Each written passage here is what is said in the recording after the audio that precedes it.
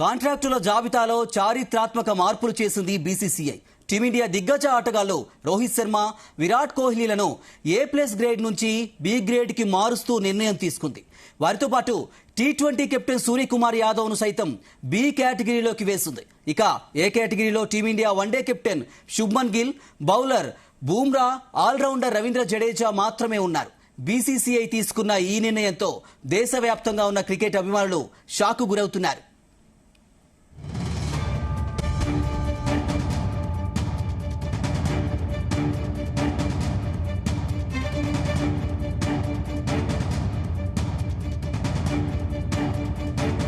ఇటీవల దక్షిణాఫ్రికా, న్యూజిలాండ్ తో జరిగిన వన్డే సిరీస్ లో రోహిత్ శర్మ, విరాట్ కోహ్లీలు అద్భుతంగా రాణించారు. చాలా కాలం తర్వాత ఫామ్ లోకి వచ్చిన వీరిద్దరి ఆట తీరుపై తీవ్రంగా చర్చ నడిచింది.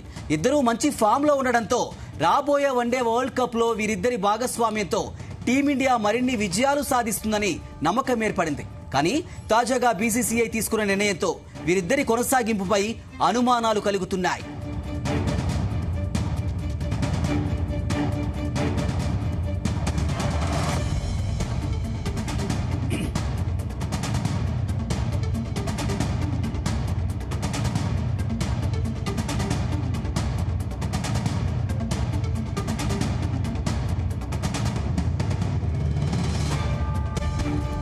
ఇప్పటికే T20 టెస్ట్ క్రికెట్ ఫార్మాట్లకు రోహిత్, విరాట్లు వీడ్కోలు పలికారు. వీరిద్దరూ ప్రస్తుతం వన్డే ఫార్మాట్ లో మాత్రమే కొనసాగుతున్నారు.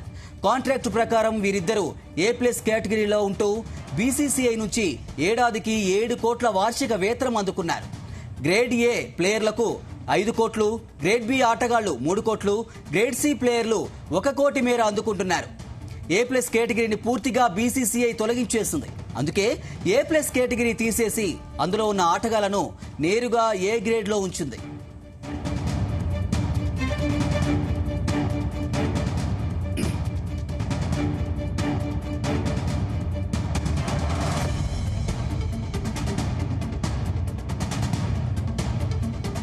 గతేడాది మొత్తం 34 మంది ఆటగాళ్లు సెంట్రల్ కాంట్రాక్ట్ లో ఉండగా ఈ ఏడాది 30 మంది మాత్రమే ఉన్నారు. యువ బ్యాటర్ సాయి సుదర్శన్ తాజాగా ఈ జాబితాలో చేరగా 3 ఆటగాళ్లు గ్రేడ్ Aలో ఉన్నారు.